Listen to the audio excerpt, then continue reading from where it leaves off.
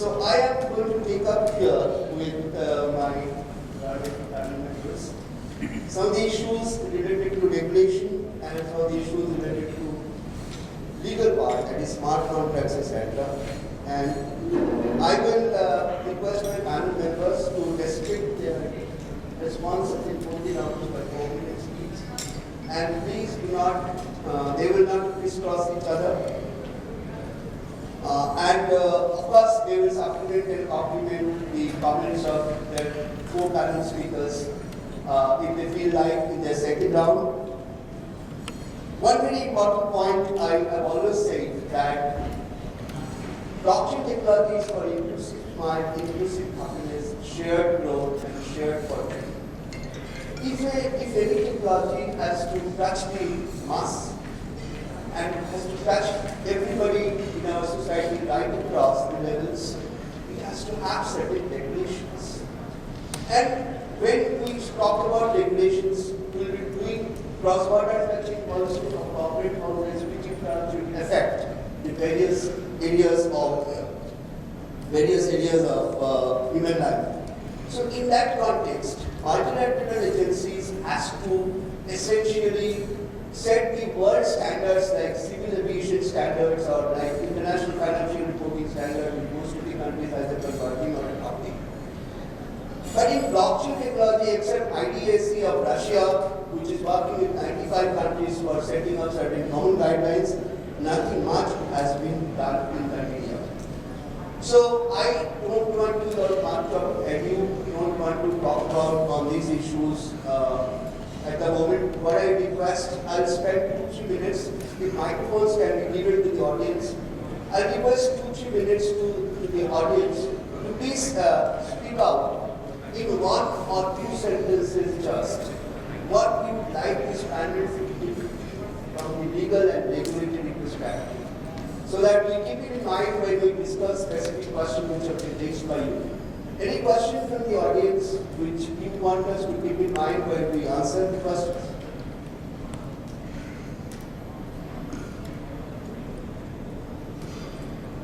Yes, the main question will be the legal aspects of smart contracts for agreements, basically, all types of verticals and sectors, government or corporations.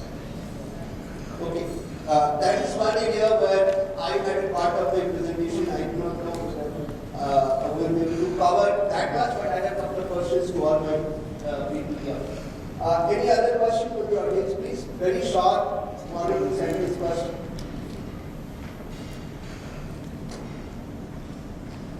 Hello to the panel. One more question what I have is how is blockchain going to battle against the GDPR and the right to forget and the data protection laws? So more of Manish Pagda should be having some knowledge on the GDPR compliance. Maybe we'd like to hear more on that because there is one question that we keep hearing from the clients. How are you going to battle it? In fact, you have spoken my mind. Any other question? One last question or 2 last questions?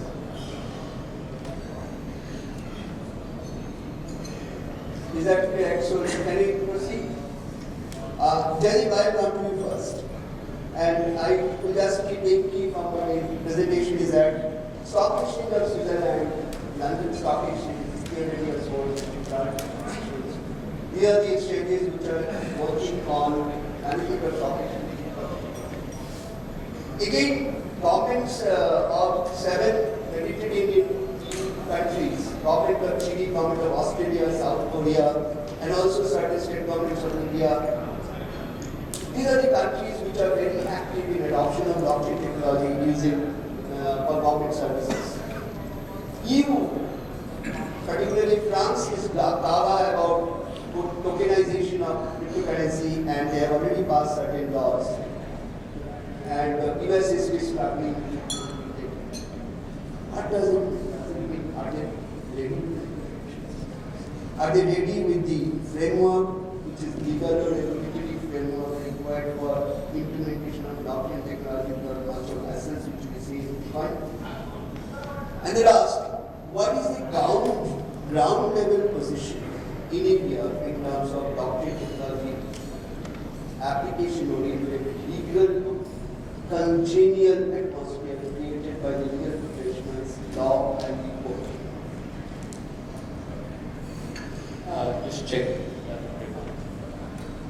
I'm David Desai. I work in the technology law practice of the firm, and in the past 2-3 years, I've been focusing largely on crypto assets and blockchain technology, as well as other emerging areas like payments, privacy, content regulation, etc.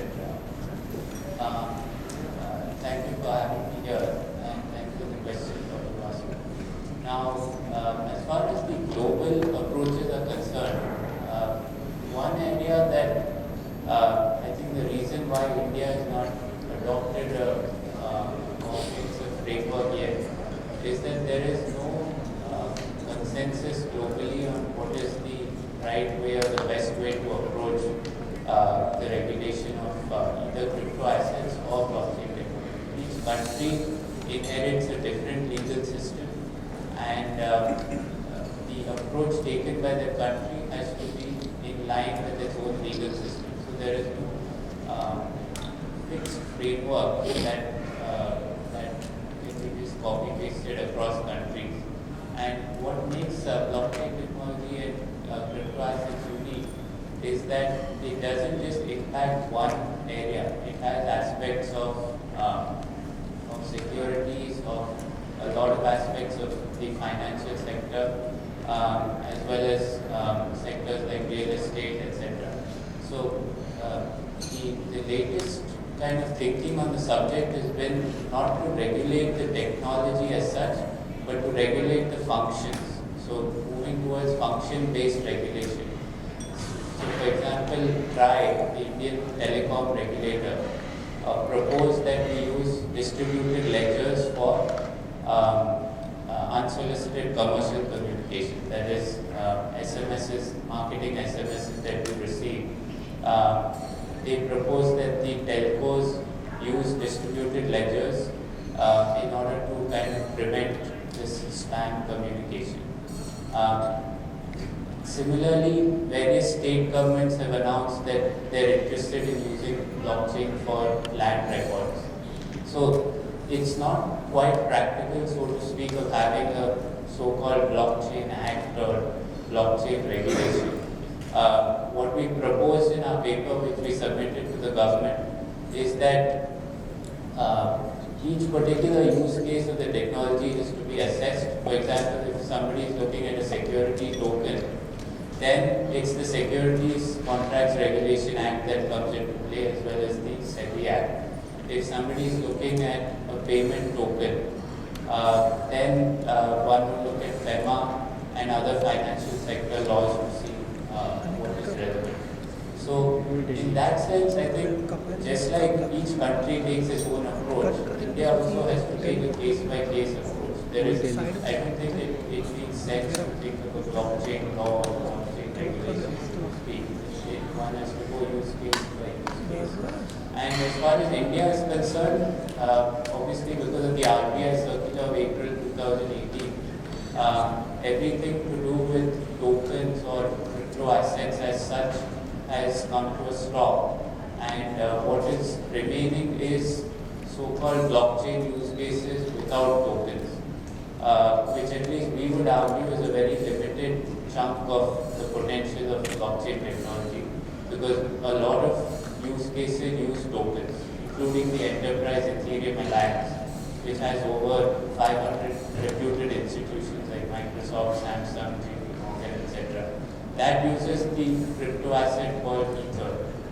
Now, if the RBI circular says that you cannot use banking channels to buy and sell these tokens, then it becomes a question mark as to whether, on the one hand, we say we want to encourage blockchain technology, and on the other hand, we are restricting a key part of it. So that is an open question to face. Let me add to you. The situation is that India, with the help of ICICI Bank and some other organizations, the RBI is almost ready with the technological part of the virtual currency. And my prophecy is that every single country of the world, maybe or should be, I don't know whether it's secretly becoming for their own country which will be treated like state currencies.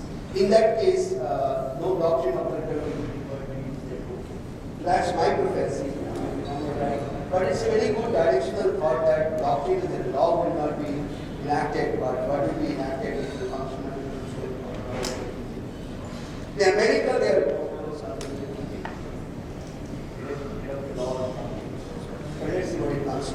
Coming to you, Manish, you are having an international experience in this area, and I'll take that GDPR question right now. So far as blockchain-based records are concerned, it has to be immutable, and it has to have complete privacy, secrecy, and shareability and transparency. But in GDPR, there is a question of right to forget.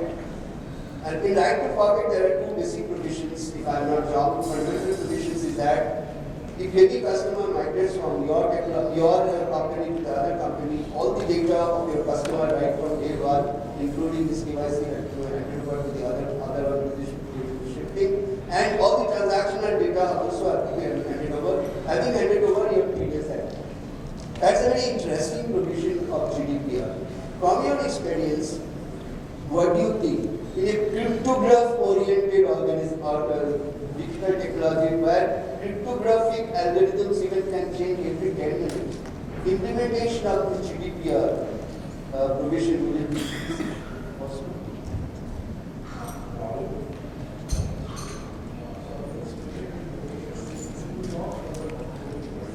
Let us talk about the EU law start with and see how we'll bring it down to India. And first of all, is it a good provision about it? See, let's understand how GDPR came. GDPR came because of this violation of data privacy and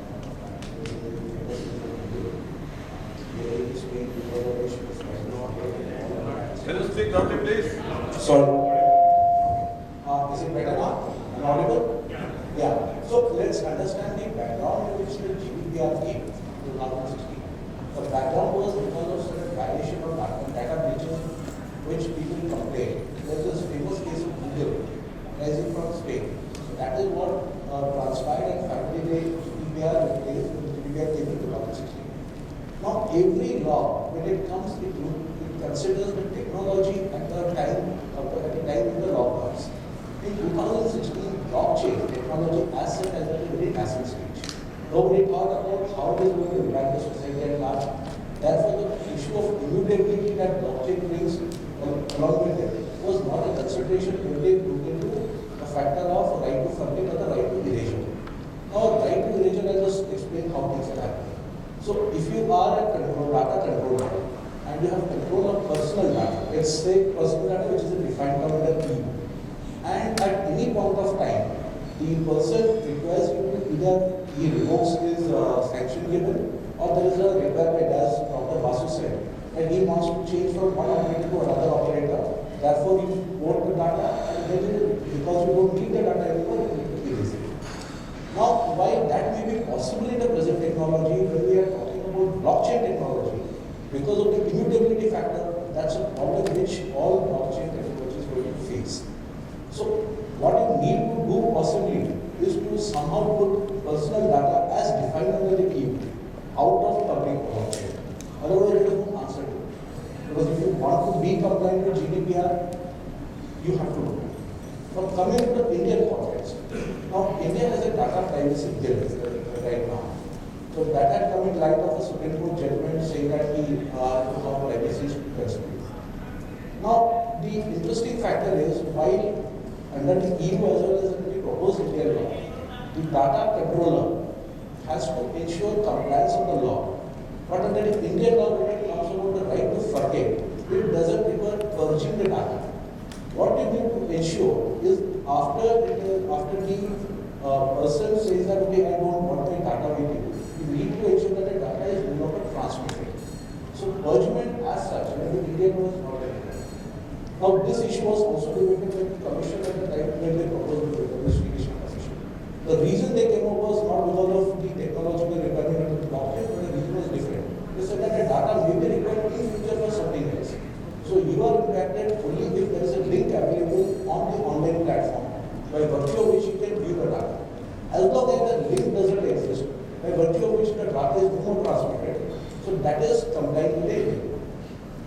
our position is becoming EU and India?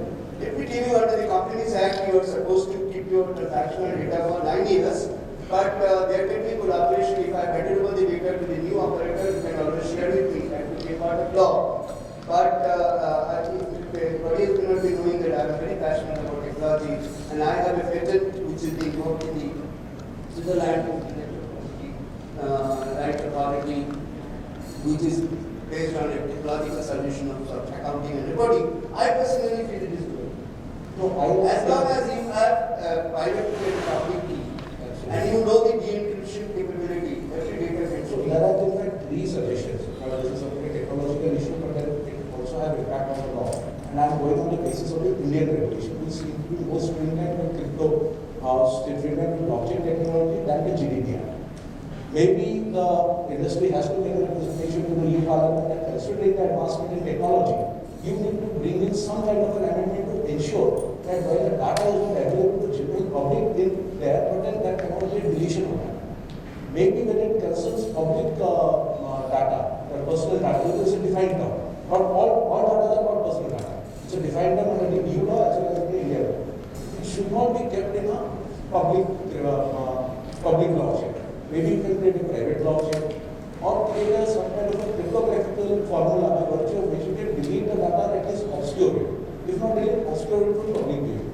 That may be an answer to the regulatory aspect, at least of the Indian law. But EU law clearly requires you to purge the data. That's the problem which people are going to face. Now there will be a technological answer, but I think it's a challenge for technocrats to innovate and come up with a solution so that we can be compliant with the EU as well as the India. Anyway, we'll come to that when we do it. That's a request I give it to the rest of the speakers to speak on. I come to you, Yash, and you are talking about that the 46% of the fintech industry, 10% of the world GDP will be carried by blockchain, and $3.1 trillion is in acquisition by blockchain. And the guys who have done this predictive analysis of blockchain in the future, they are, of course, very different organizations. And what is the position emerging through my research? It is possible. I do not see it. What you from the industry feel about this? What is your, in a micro level, what is your organization thinking about it? How is your scalability issue? And what are the regulatory environment you feel? Keeping the GRC intact, what is the regulatory environment you are looking for from the regulatory? Sure. Perfect. So, I think on the stats, I personally believe, as Neil Bohr once said, it's always difficult to make predictions, especially if they are different. So, as obvious and obvious as these things sound, one shouldn't really put a lot of weightage to these stats because they intrinsically are relying on very statistical models, which are not always very proven to make predictions, especially involving technologies. And especially now that we are in a time when every 2 to 3 years technology is changing, every 2 to 3 years innovations are coming out. So I represent Invest India, which is the operational arm for the Make in India and the Start India initiative under the Ministry of Commerce. We work across ministries, across we work with stakeholders across the regulators as well. So to give you an example, we on the fintech side of things, we are part of a few forums. So one is the India-UK Joint Working Group on Fintech and the India-Singapore Joint Working Group on Fintech. Now what we're trying to do here is essentially leverage on the best practices across all these countries in areas such as blockchain primarily and also like cybersecurity and other such areas. Now what our sense is that there's a lot of interest that the governments are taking in terms of how this would really impact in the future, but they are being very wary, they are being very cautious, and not every government is embracing it the way the innovators are intending to embrace.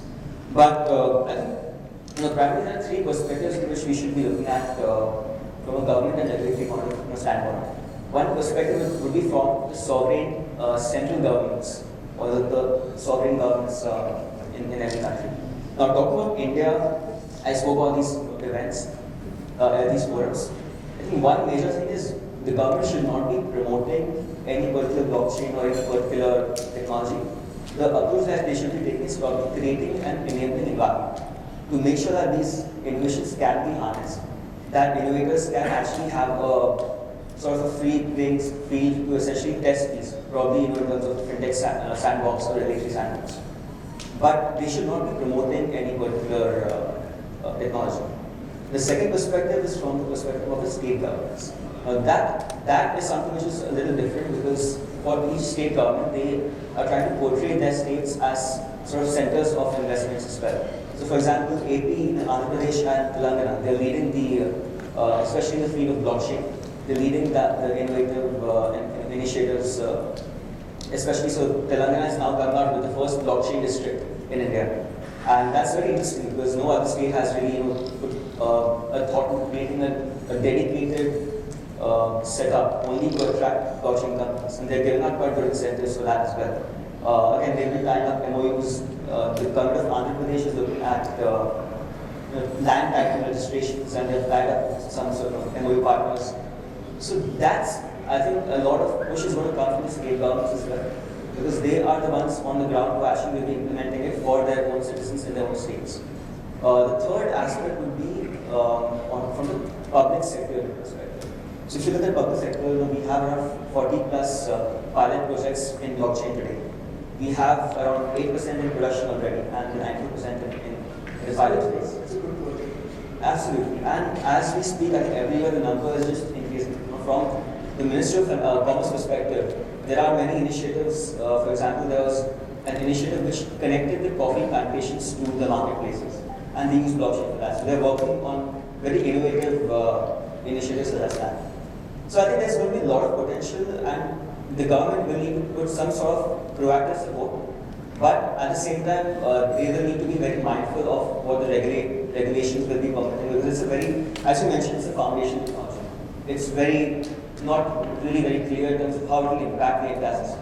So there's a bit of caution which will have to be exercised. Okay, I'll restrict now the next round for 3 minutes because I have to be working as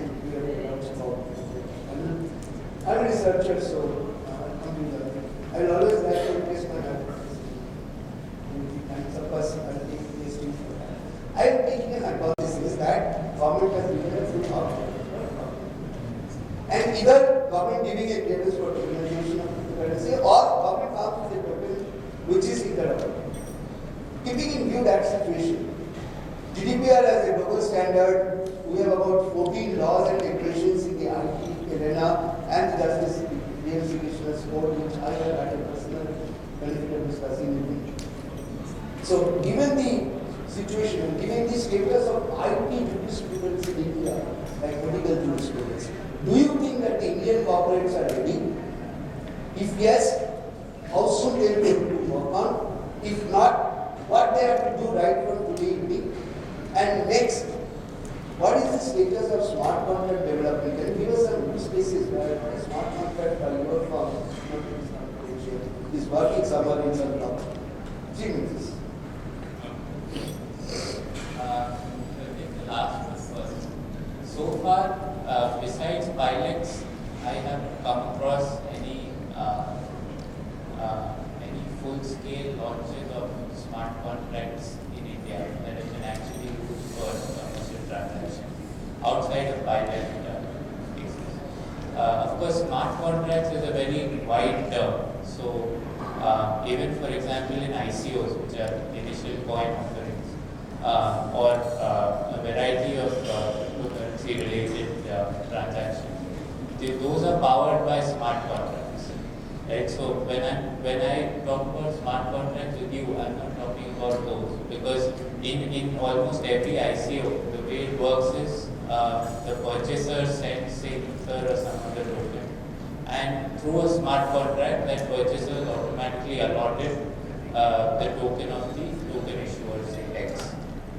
But in terms of arm's length commercial transactions, say share purchases or supply chain kind of contracts, we haven't come across the industry actually using that in full-scale implementation. But this is, IBM has already started traffic testing. So abroad, Yeah, that's right. So abroad, there are a few law firms, for example, Clyde & Co., which is largely based in the they've tried to roll out smart contracts for shipping related projects, right? But a few aspects of a smart contracts are that the law firm or company has to code the underlying contract logic in software code. So one of the barriers could be that the legal departments and the law firm are not ready yet, right? And they don't. There are practical challenges with that because, for example, if we take a share I'm purchase. sorry to the lawyers. How are you ready in your meeting those practical?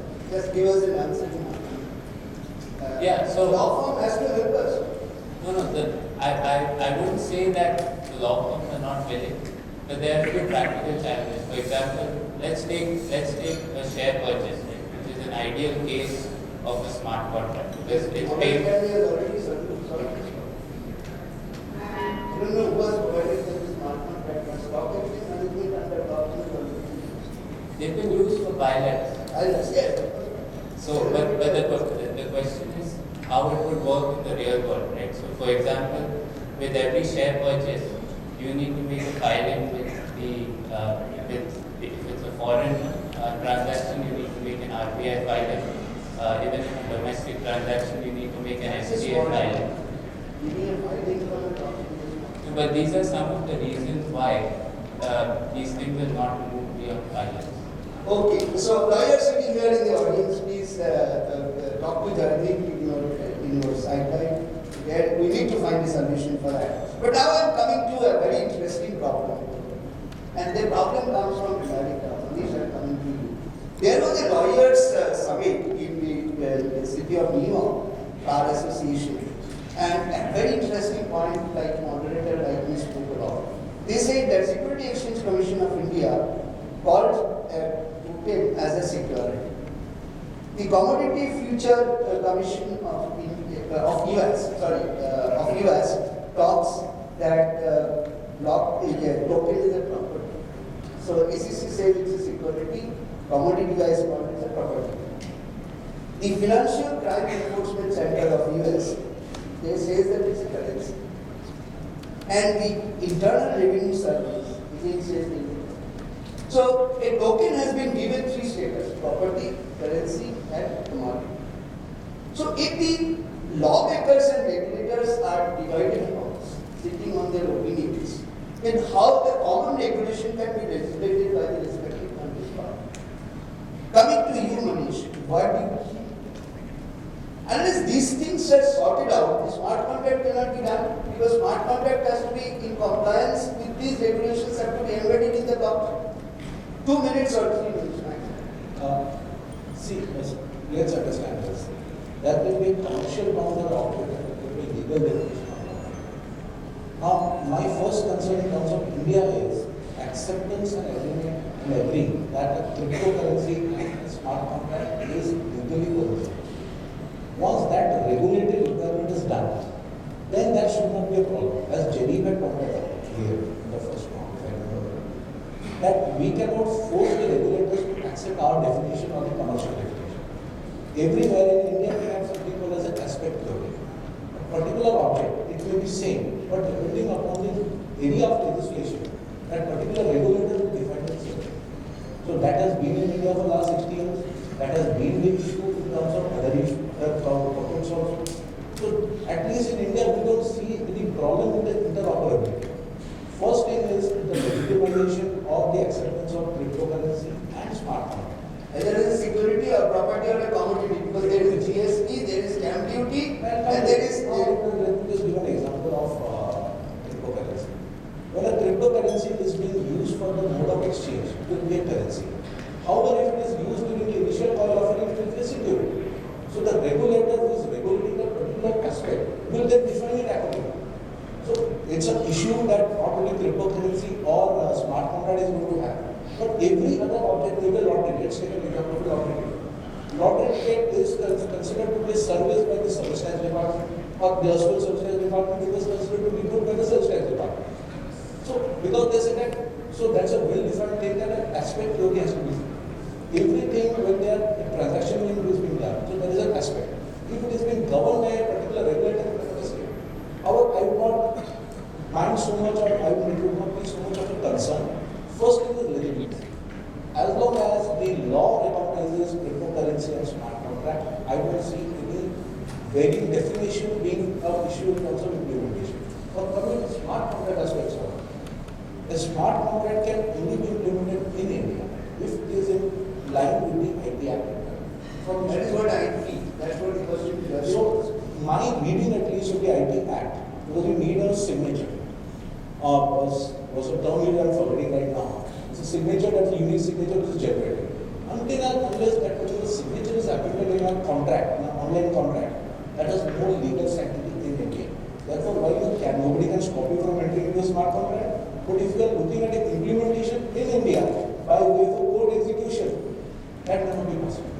So until and unless the IT Act and the legislature accept smart contract, saying that okay, that can be a deviation from IT Act, how will we recognize it as a contract as per the Indian Contract Act? Till then, I don't think it can be operated. So the line would be, please look for a legislative change. Okay. Manish, I think your audience is not fully aware of this. I can tell you, the Supreme Court of China has already passed a law that digital-based records, contracts and evidences will be accepted as a legally enforceable evidence and document by the court of law. That has already been passed by the Supreme Court in China. Yeah. See, Just 1 minute. No, 30 seconds. See, in India also, digital documents are recognized as long as they fall within the parameters of the IT Act. Like for example, earlier, what I used to say, the digital email is coming. Can you enter it into evidence? Prior to 65B, sorry, I'm using a term. Prior to the law being enacted, saying that yes, it is acceptable form of evidence, the law cannot be done. Law recognizes it. Court also recognizes it.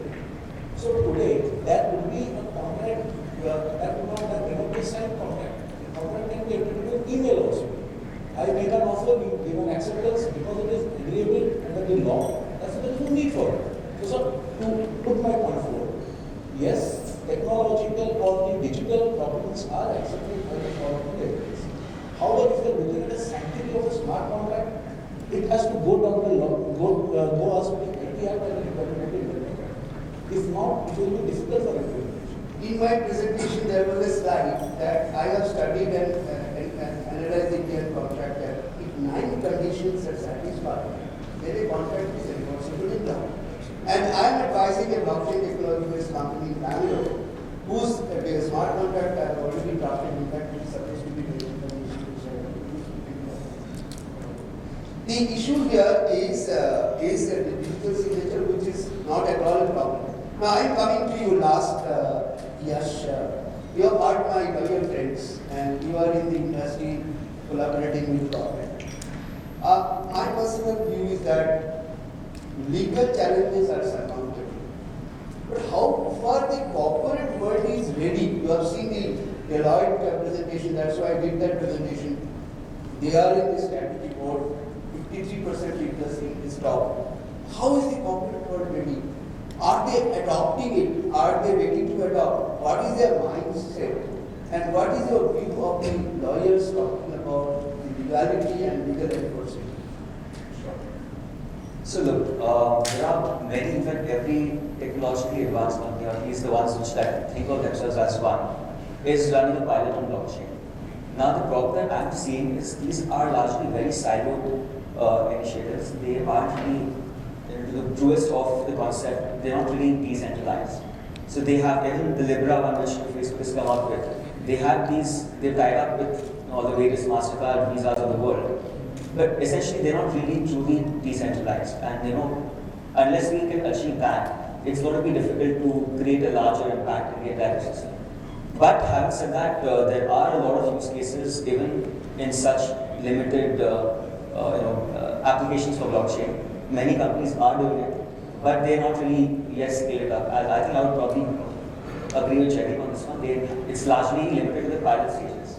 They haven't really gone all out and implemented But you that. said that 8% of the government cases are used. Yes. Even a government service without a smart contract cannot be done. Absolutely. See, if we look at today digital signatures, they are accepted by law, right? Right. So they are accepted, and it's only a matter of. Sometimes returns are filed in. Absolutely, absolutely. So that is something which is not a very big battle to fight. That's something which will happen over time. The more important and more difficult ones are to how to regulate things. Once we get when the regulator, eventually, if you break it down, the regulators have two concerns. One is on the data privacy. Two is on the AML and terrorist financing. Three is with regards to data manipulation in terms of what happened in Cambridge Analytica. So all these things, we need to be sure that this will not happen in India, so which is what the regulators are being very cautious about. But yeah, so see, in blockchain, we look at, if I represent the Startup India initiative as well, so we track investments across different sub-segments. And blockchain has been one area where we haven't seen a lot of investments, especially with respect to what we've seen in the global space. Today, we've seen probably around 5 or 6 million of VC investments, compared to 2 billion globally. 3.9 billion. Wow, that's pretty much. Yes, that's 1 year. exactly. So it's like 0.2% or 0.1% of the entire funding in this space. But again, that's not a very accurate figure because many companies are also going to other countries like Malta and Singapore, and then they are raising funds from there. So it's not. It has to be taken with a pinch of salt. So India implementing blockchain with money coming from it. That is happening as well as we speak. So it's the governments and the regulators will have to be mindful of that. And in fact, as we speak, there was an exercise conducted to try to understand why Singapore is seeing so many companies being incorporated there. Singapore, South Korea, even Australia. Absolutely. Estonia. Let me tell you, maybe India will be voting in another 5 to 7 years to blockchain. It has already started. Singers, singing right, musicians, music right, and the right lyricists, lyric right, will be protected by blockchain. They are not very far. So there are a lot of use cases even in Estonia, voting by blockchain and use cases done. We are left with 8 minutes, and these 8 minutes totally belong to the audience. Okay, you can raise your questions. If you have observations, say it is an observation. Else it's a question, very precise, 1 or 2 sentences. Ask my panelist. With the panelist you don't name, then I of course myself direct. Please go ahead with your questions.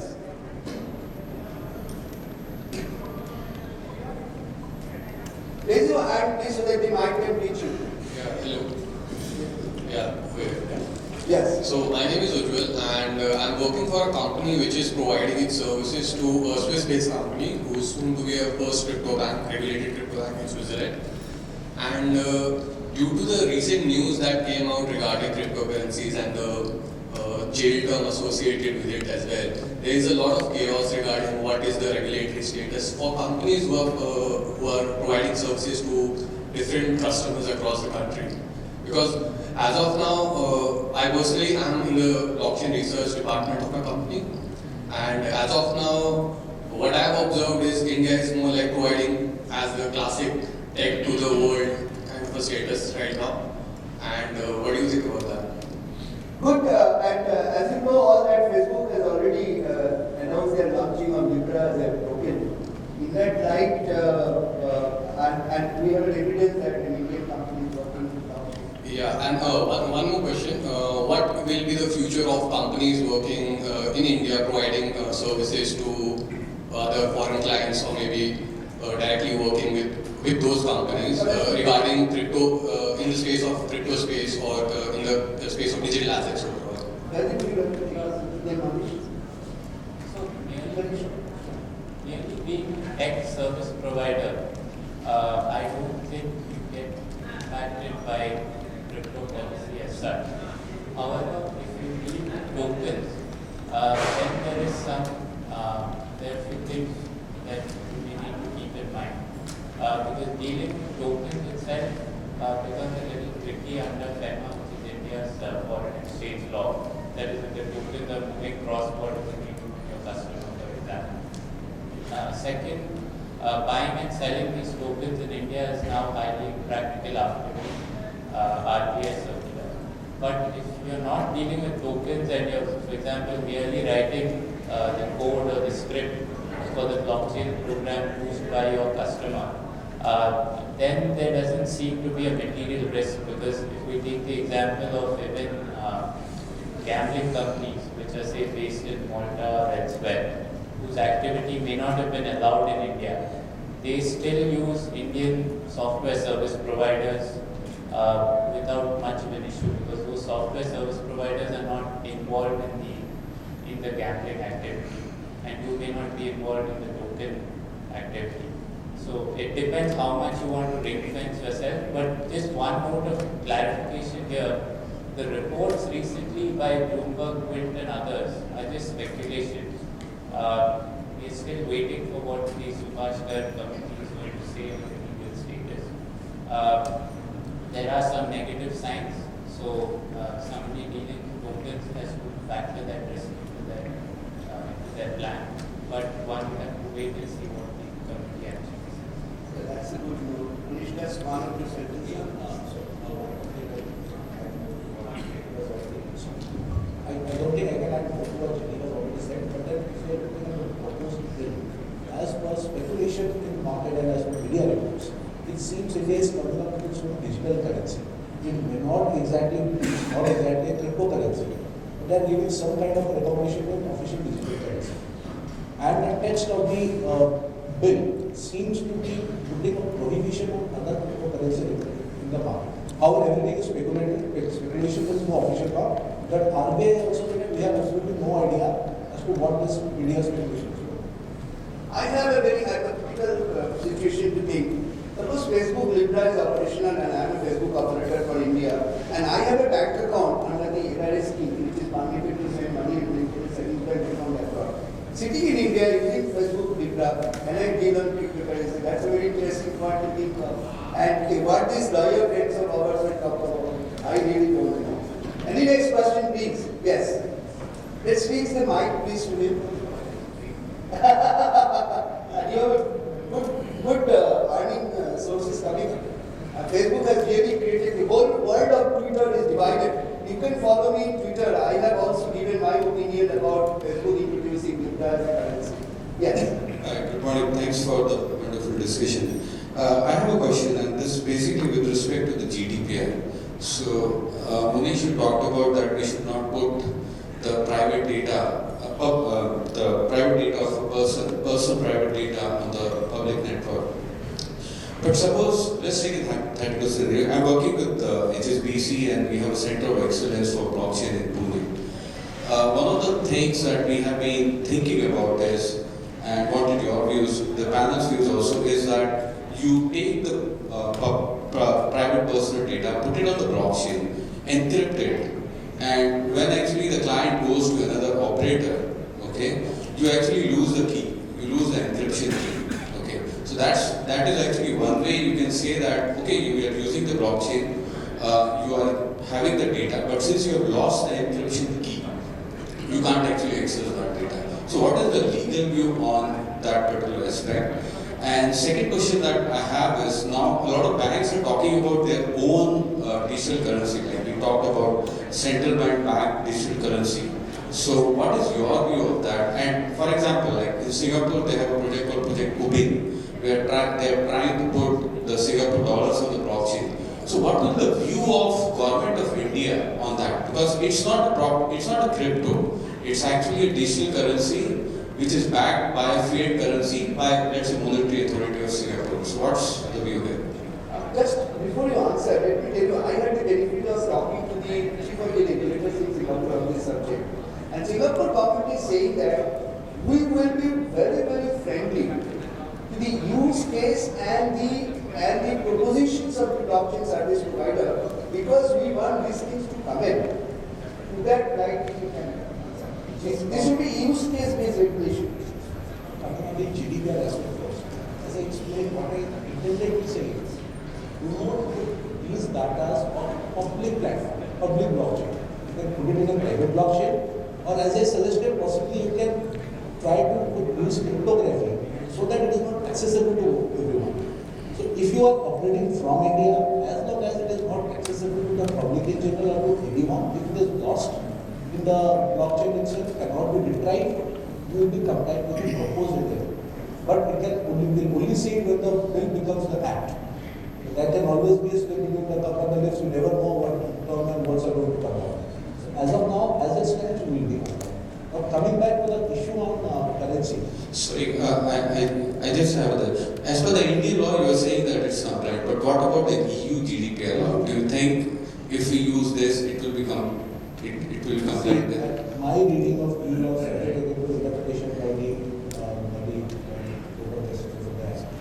is that it has to be deleted. Now deletion, as I understand, would be it has been closed out. So somebody can argue that okay, deletion means nobody can retrieve. It's a question of interpretation whether the court agrees over that or not is a big question. According to me, if you have achieved that, that should not be a problem. As long as nobody can retrieve it, you yourself cannot retrieve it, that's a problem.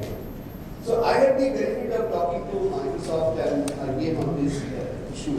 And let me tell you, technologically retrieving data is not an issue at all. It is possible, but the discrimination between private blockchain and public blockchain, I really don't think it should come in. So I hope you, total justice, comes up with a solution. Any other question, please?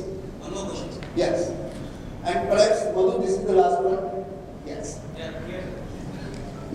Hi sir, my name is Balaji. I'm working for a company called Oasis Technologies. We were a startup before. We were doing e-commerce websites and we started doing cryptocurrency exchange platforms as well. And we have been doing that for almost 4 or 5 years. And we have generated a good revenue, like 10 crores in a year. And last year, around September, October, Bitcoin price was reduced. So at that point of time, we have lost our business and we did not get more exchange projects that we need to develop. So what is the situation? Is it a scary thing that we have to scare about it in case if the government is banning the cryptocurrency? So we are jumping into a different domain now, into a blockchain and supply chain.